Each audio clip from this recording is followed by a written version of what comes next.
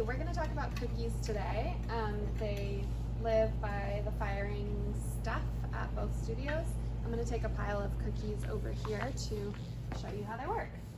The reason why you would use a cookie is to protect the kiln shelf.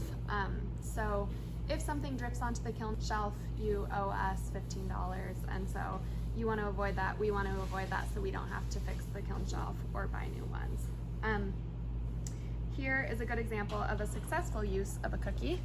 So this person used a quite runny glaze, and maybe they didn't anticipate that it would run this much, but they were a little bit worried about it, so they used a cookie, rightfully so, because as you can see, it is totally fused to this cookie. So otherwise, this would have been the kiln shelf.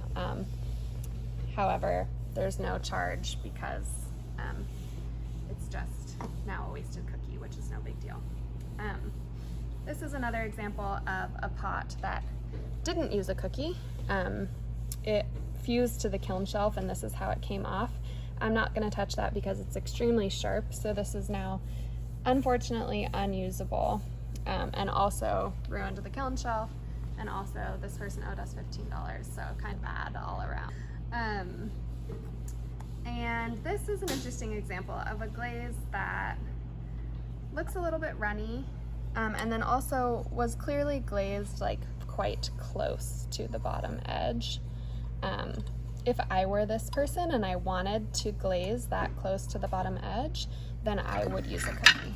So I would take this cookie, make sure there's ample space around so it's not like hanging off the edge, or on a cookie like that, this could cause slumping in the piece depending on your pot, and also there could be drips that drip right onto the kiln shelf, in which case you would still owe that fee.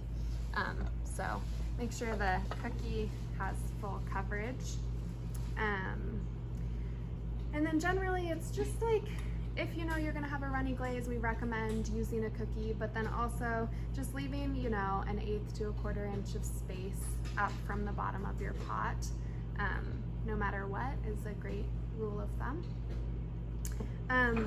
This person, I think that they glazed their pieces all the way around, and then they used a cookie.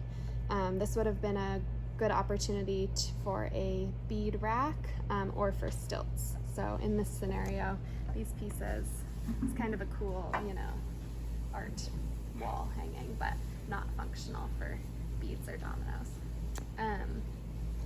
So yeah, anything else you can think of, Sarah? I think that's everything.